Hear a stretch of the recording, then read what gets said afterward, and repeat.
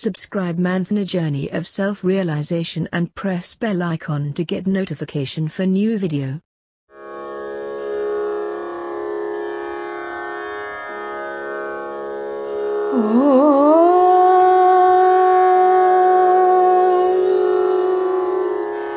Namah Shivaya.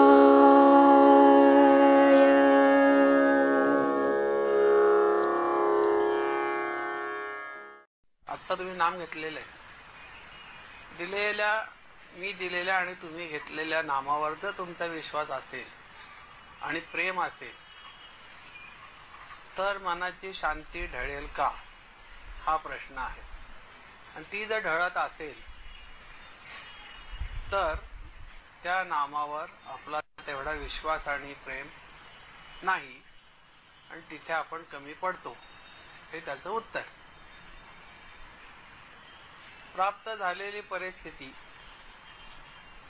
प्राप्त होत असलेली परिस्थिती आणि प्राप्त पुढे मागे होणारी जी परिस्थिती, त्या तिन्ही अवस्थेमध्ये सद्गुरू हे नेहमी तुम्हाला आनंदी आणि निर्भीड ठेवतात.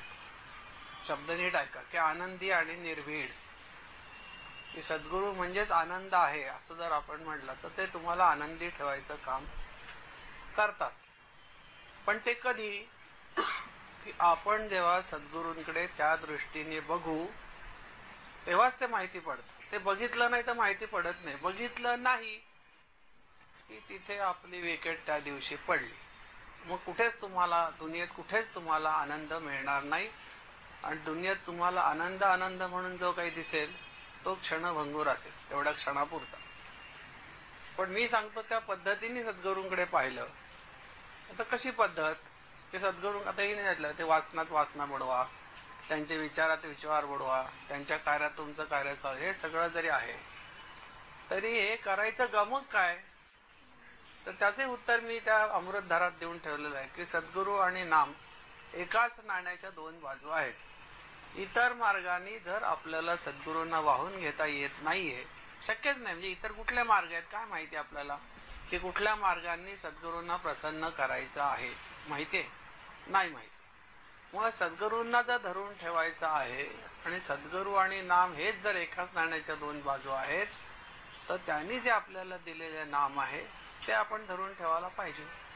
त्या नामाला धरून ठेवलं म्हणजे सद्गुरूंना धरून ठेवल्यासारखं 100% आहे. प्रत्येक माणसाचं काम आहे की ज्यांनी नाम घेतलेलं आहे किंवा ज्यांना घ्यायचं आहे की त्या प्रेमानी या शब्दाला अंडरलाईन की प्रेमानी ते घ्यायला पाहिजे. मारून मुटकून व्यवहारात जशी आपली काही कामं असतात आपल्या मागे, आता ती करायलाच पाहिजेत. आता कोणतरी पाहुणा आलेला आहे, आता आपल्याकडे आलाय व नाईलाजाने, त्याला आता 2दा जेवायला वाढायला लागेल. तो पुण्यात लग्नाला आलेला आहे, 2 दिवसांनी लग्न आहे, 2 दिवस आपल्याकडे मुक्काम आहे. मग तो जरा बाहेर गेला की घरचे म्हणतात तू त्याच्यासाठी थांब बाबा. तो नाही मला वेळ नाही असं म्हणू नको, गेल्या मी थांबलो होतो, आता तू जरा त्याच्यासाठी वेळ काढ. मग मुली सांगतात तू जाऊन त्याचं तिकीट काढून आण. म्हणजे ते एकदा करा, आता तो आलाय तर करा. म्हणजे व्यवहारात जसं माणूस नाईलाजाने ते सगळं करत असतो आणि प्रेम दाखवत असतो तसं प्रेम आपल्याला इथे अभिप्रेत नाहीये. तसं जर प्रेम आपण दाखवलं तर आनंद स्वरूप असलेले सद्गुरू आपल्याला कधीही दिसणार नाही, जाणवणार नाहीत, अनुभवायला येणार नाहीत. कारण सद्गुरू त्यांच्याच ठिकाणी त्यांच्या स्वरूपात आहे तसेच आहेत.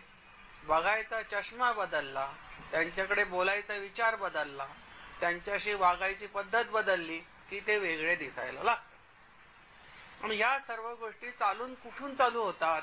त्यांच्याकडे बघायची दृष्टी, त्यांच्याशी बोलायची भाषा, त्यांच्याविषयी करायचे विचार, हे कुठून चालू होतात? तर हे माणसाच्या बाह्य मनातून चालू होतात.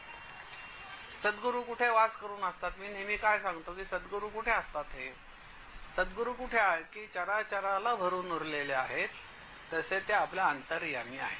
की मी कसं नेहमी सांगतो की एखादा प्रश्न आहे, शांत बसा, शांत बसा, आत बसलेल्या सद्गुरूंना विचारा.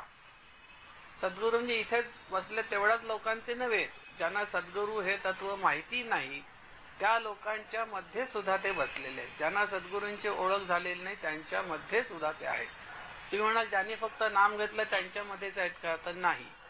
सगळीकडे सद्गुरू चराचरात भरून उरलेले आहेत. फक्त ज्यांनी नाम घेतलेलं आहे त्यांना ते मग जाणीव आहे की नामामध्ये ते आहेत. इतरांना ती जाणीव जरी नसली तरी सद्गुरू नाहीत असं नाही. तर कुठल्याही माणसांनी, मग तो कितीही शिकलेला असो, कितीही बुद्धिमान असो, कितीही निर्बुद्ध असो, कुठल्याही जातीपातीचा असो, कुठल्याही देशाचा असो, कुठलाही असो, शांत बसायचं आणि आत त्यांना विचारायचं. त्यांना तुम्ही आत विचारल्यानंतर तुम्हाला ते उत्तर बरोबर देतात. प्रश्न उभा कुठे राहतो की त्यांनी दिलेलं उत्तर बाह्य मनाला न पटणारा असेल, स्वीकारत नाही.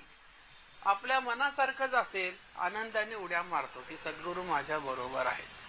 पण काही वेळेला तुम्हाला न पटणाऱ्या, तुम्हाला न रुचणाऱ्या, तुम्हाला न आवडणाऱ्या अशी उत्तरं आणि अशा गोष्टी ते तुम्हाला सांगतात. तुम्हाला म्हणजे सगळ्यांना, प्रत्येकाला. मनुष्य स्वभाव असा आहे की तो ते मान्य करत नाही आणि आपल्या मनात जे काय आहे ते त्यांच्यावर लादायला बघतो. नेहमी मी काय सांगतो की माझ्यासाठी जे योग्य असेल ते सद्गुरू करतील. सद्गुरू नेहमी योग्य तेच करतात. आणि तुम्हाला, मला जे योग्य आहे ते सद्गुरूंनी मला दिलं.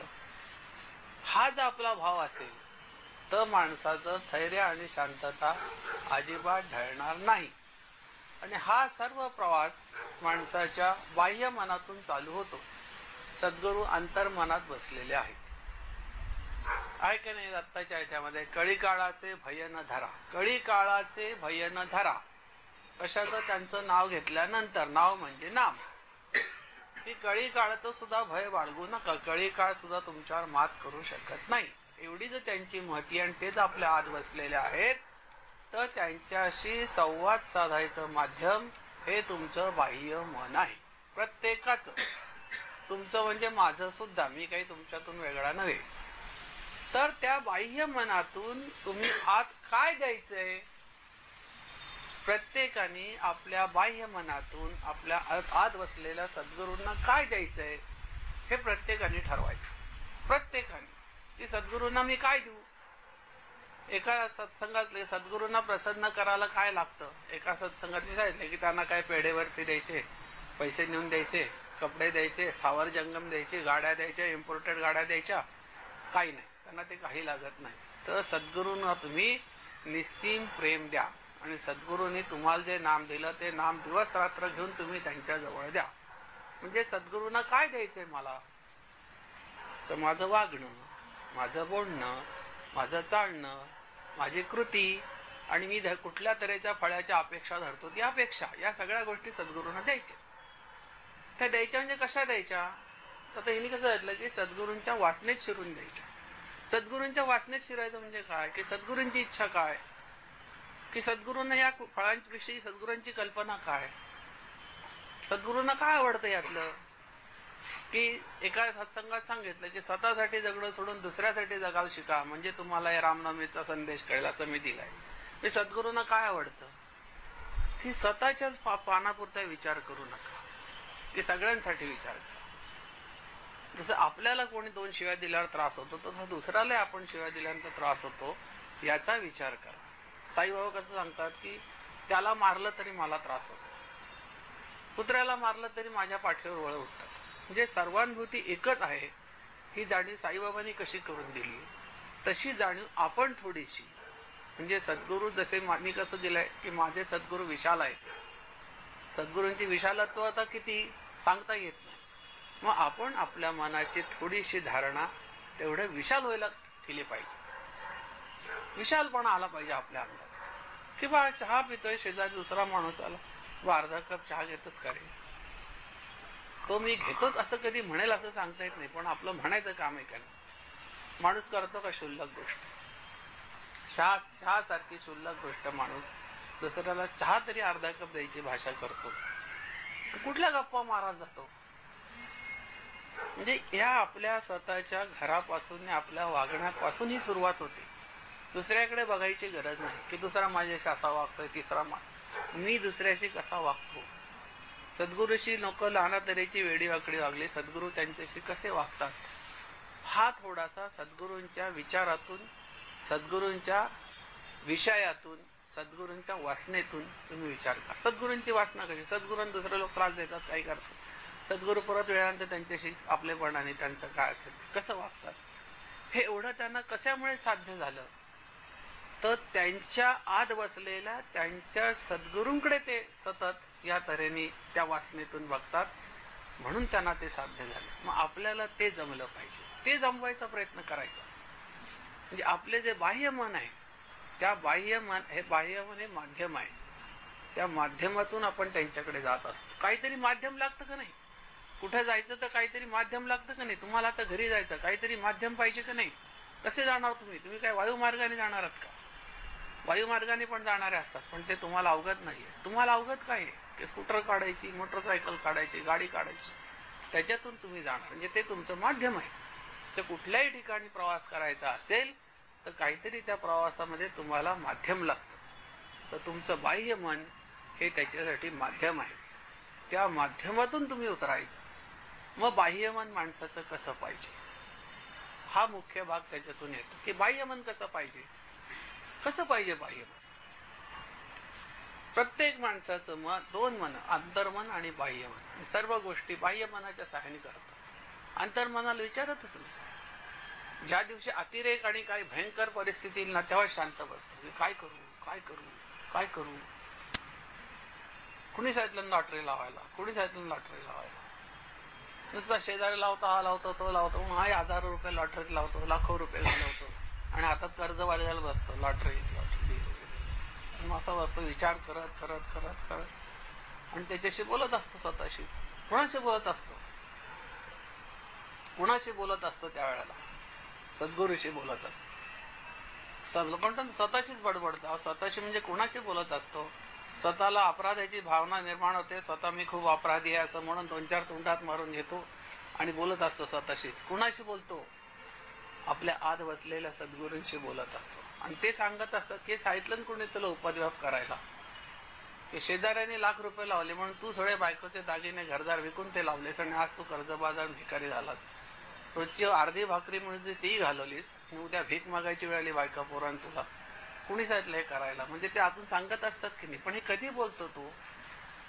ते सगळं वाटोळ झाल्यानंतर बोलतो. तर माझं सांगणं असं, आपल्याला जी परिस्थिती आहे, चांगली आहे, वाईट आहे, गरीबी आहे, श्रीमंती आहे, कुठली जी असेल ती जी परिस्थिती प्राप्त आहे, त्या परिस्थितीत असताना तुम्ही आता या क्षणापासून त्यांच्याशी अशा तऱ्हेने बाह्य मनातून बोलायचं.